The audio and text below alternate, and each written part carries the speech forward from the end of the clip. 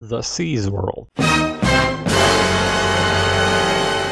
The mysterious place where little Charlie intended to change human nature. Was it a random thought of Ichiro Okuchi, or is there some salt in the pudding? To get to the answer in a meaningful way, we need to start a few steps away from the idea. Our starting point is World War II. Indeed, World War II was a colossal event. It has shaped half the world we live in, and it has inspired at least half the anime in question. Just look at the similarities. First and foremost, the man himself, Lelouch, chose Zero as a codename for himself. Zero being a reference to the airplane Zero, a Japanese aircraft which was considered to be the best fighter plane in the beginning of World War II, and served as a hero symbol in Japan just as Master Lelouch did in the anime. Leia is an obvious reference to nukes. The landing scenes at the beginning of the first episode sure resemble the Pacific landings. Even the Orange insinuations Is that you, Orange Boy? stems from the Warplan Orange, which was the codename for USS military's invasion plan in the Pacific. Though the most important similarity is hidden under the surface. It's the whole historic plot of World War II. World War II marks a line in the sand between two different realities. Before it, the use of brute power was more or less acceptable in everyday life. It was a might makes right sort of world. This state of affairs existed in every respect of life. Internationally, war was an accepted method of diplomacy. Physical punishment was a teaching mechanism for children. Torturing was both a form of interrogation and punishment for breaching laws. For most of the history, power itself made your actions moral. To put it metaphorically, if you're in a position of power, then gods favor you, and gods favor the good people. Obviously, I'm speaking of a trend here. It's not as if at the end of World War II, the world just became all candy canes and lollipops. The change was occurring throughout centuries. World War II was the culmination, after which if you used military force, then there were sanctions against you. You were the bad guy on moral grounds. As it has become painfully evident, war isn't going anywhere. But now, if you're the one who initiates war, then you're going straight on the naughty list. And that's something new. The world has moved to a place where might doesn't make right. The same world is reflected in Code Geass. Britannian Empire dominates the world through power. Destroy Shinjuku Ghetto! Leave no one alive! But there's an impetus for change. The central duo is not content with the state of affairs. They want to change the world. Is it good to be strong? Is it bad to be weak? Rats running in a wheel. The cycle must be broken. Somebody has to do it. Code Geass reimagined the plot of World War II and made a fantasy version of it, but the problem they're trying to solve is the same. How to create a world where might doesn't make right. Lelouch and Suzaku are against a world where power is the highest ideal, and they have their dynamic way of moving towards their goal. Then there's the way of Schneisel, the flower of enlightenment himself, and his solution could be best described as rational insanity. But I want to focus on Charlie, and his way, well, his way is magical. His plan involves the Seas World. Charlie has a conflicting personality, to say the least. On one side, he's a tyrannical emperor who just digs power.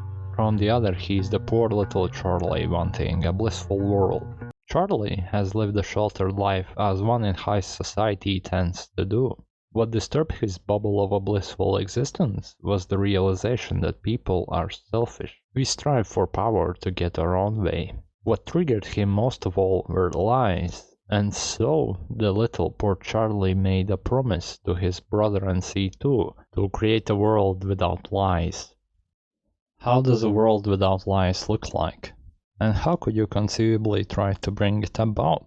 Well, Charles is a man with a plan.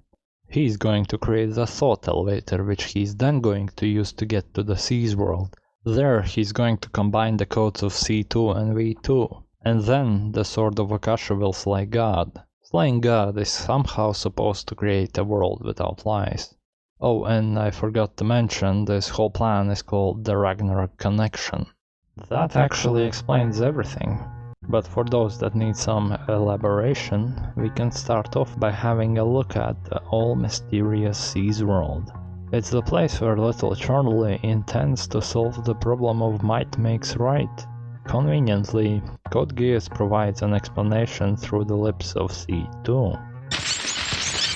Seas world? In current terminology, it's the collective unconscious, a collective of people's minds with memories. The sea of transmigration, the great consciousness, some refer to it as God. It's people, their masks are the collective unconscious, windows that open into their minds and memories. Seas world is the collective unconscious. There in fact exists an idea of the collective unconscious, but it's not what C2 is getting at. She's describing a place where people's minds and memories are connected together, a sort of collective consciousness. Such an idea is nonsensical, but understandable misconception of the collective unconscious. Carl Jung, being the psychiatrist who came up with the idea in the first place, observed that myths and religions all over the world follow the same underlying themes. As the brightest example, the hero's myth.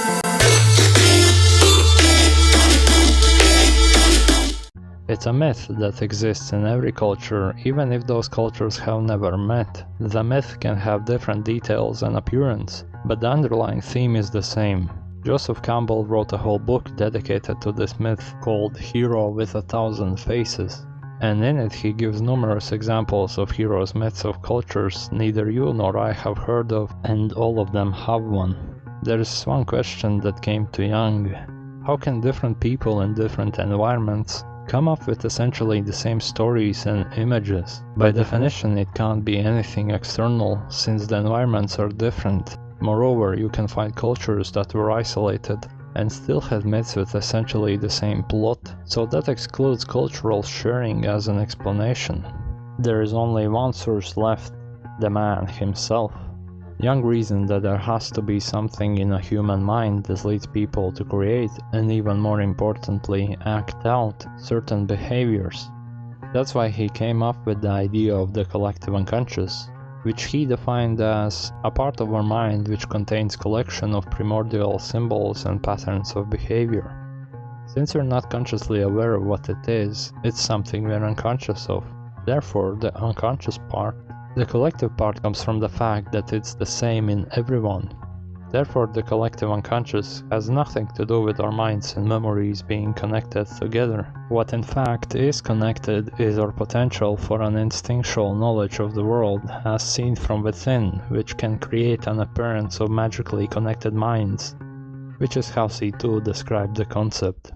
What Charlie in essence is trying to do is change human nature at the deepest level. The part, which is the same in everyone, is the perfect place to do it.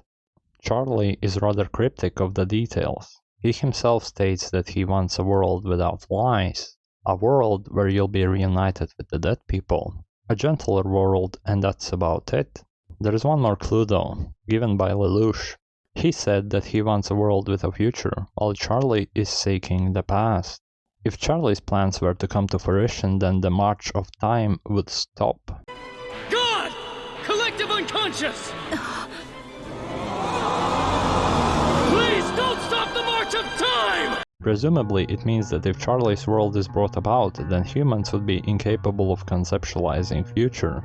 Now, what in us enables us to conceive of the future? Well, it's the same part that enables us to lie, it's the same part that enables us to say I. It's the me part, it's the ego. Ego is the part of ourselves that we are aware of. Jung summed it up perfectly by saying that ego is pretty much the focal point of consciousness. Without ego, there is no self-awareness. Without self-awareness, there is no conceptualizing yourself as existing in the flow of time. And without that, there's no future. If you really were to take out the ego, then that would imply taking out consciousness with it. That's what Charlie wants. He wants to go back to the mama, back to the state of unconscious bliss. There exists a desire in all of us for the good old days, for the past, for your childhood when things were simpler and grass was greener. But for some, there is a desire to go further still, back in the past, back to the time when humans lived like animals do, unconsciously. In Christianity, the whole story of mankind begins with the fall of man. Fall from where exactly? It's the fall from blind obedience to God. If you remember what C2 had to say about C's world, then you will remember her saying some refer to C's world as God. So the fall is the moment when man becomes self-aware and no longer unconsciously follows the patterns of behavior existing in the collective unconscious. Charlie wanted to rise back again to the state of an animal. That was the world Lelouch rejected. So did Suzaku and C2. They wanted a world with a future, even though it came at the cost of struggle and suffering. Deep down, Charlie is a spoiled brat who's unable neither to understand nor accept human nature. He grew up in an environment where there was a certain lack of challenge.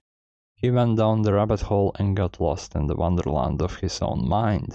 And since he is a man with absolute power, he got to play out his delusional ideas, which ultimately led to his demise.